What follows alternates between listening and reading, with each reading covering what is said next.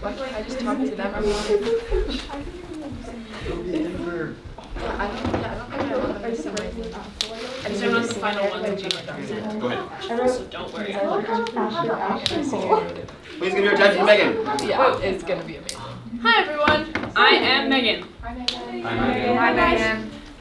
This is me on top of a roof, and if you are like my film partner, Stella, your thoughts may be, why did you put a picture from Senior Narrative for Zenith? And the answer is, I wanted to, and this is a really cool picture of me, and I look awesome in it. Okay, great. So, my final Zenith project ended up being a mockumentary style film that was about two friends who get into a really intense prank battle. And I decided to do this because it is based off of a real event that is currently going on between two of my friends. They have been having really stupid battles for literally months now. And I thought it would be really funny to just kind of basically film the things that they were doing. However, in my film, well, okay, so the final actual finished product that I am presenting as my Zenith is the screenplay, and what I have decided to show you is the first scene of the screenplay that I decided to film, to add like the film element to it. And given that both of these friends, these two right here, this one and that one, they're both named Olivia, except that one's Liv for short. So I decided to title it The Battle of the Olivias because that was really funny to me.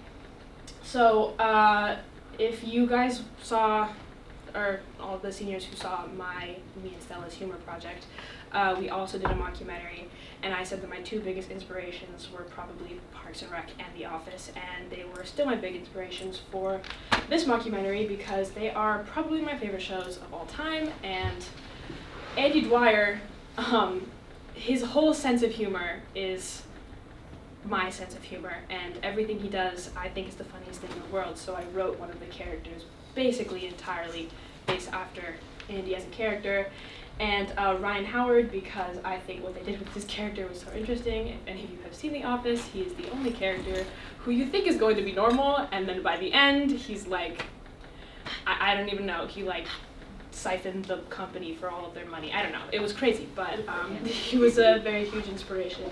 And these are some screenshots of the screenplays that I read, because when doing mockumentaries and documentaries, they have a very specific layout to them that I had to follow, which was low-key really annoying, but I was grateful that I did it because when it got to production, it was really helpful. So, some things that I learned. I'm talking directly to the juniors now.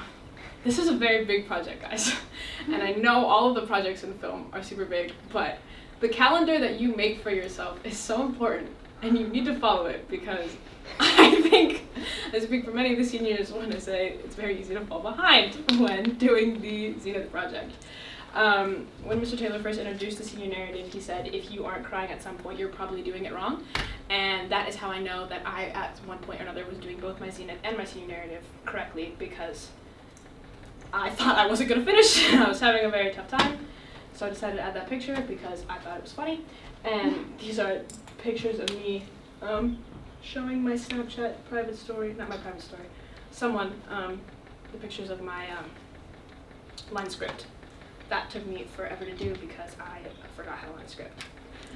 So, why did I do this? It's because I'm a first year senior, and I was not here junior year, and I did not get the opportunity to do the documentary unit, and I didn't really get a chance to learn those skills. So I thought, let's just wing it and only do what I can based off of the videos that I have watched that Mr. Taylor has posted and what everyone else has told me. And I thought it was a really good idea. And this Zenith project that Mr. Taylor has lovingly nicknamed the Ultimate Freestyle Project, I felt would be incomplete. My presentation would be incomplete without acknowledging just how lovely this class has been and how lovely freestyle is. So I decided to add a bunch of really cute pictures and that is a lovely candid picture from behind the scenes of Senior Narrative that Mia took of me, where I am literally midair. I don't know why. This made me laugh so hard. Cabbing, that's hilarious. She spelled cabin wrong. That's so funny to me. Yeah. And here's the scene. You may not find it funny. I think it's the funniest thing in the world, so I'm gonna sit right there and watch it. Do you want to introduce it at all?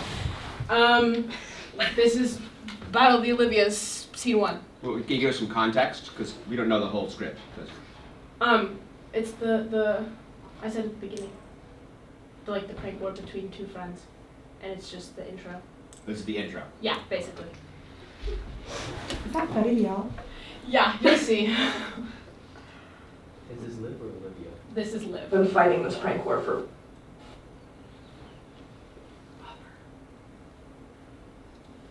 This is great. Thanks. I did it, Olivia and guys. I have been fighting this prank war for weeks now.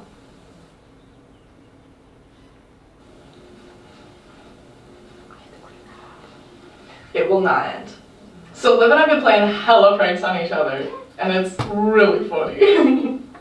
It's been really good to have this prank war going on because we just keep thinking of new ways to get each other. It's perfect.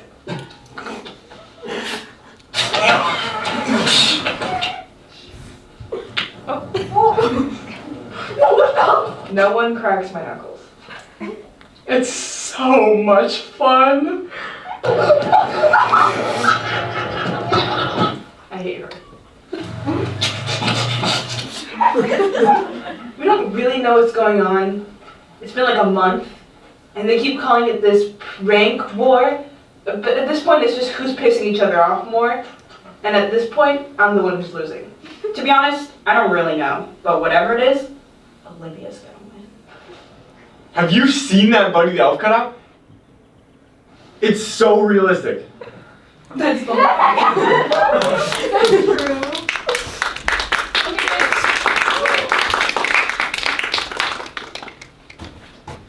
Questions? Questions? Questions, guys. Right. Whose bone cracking was you used for this? Mary's.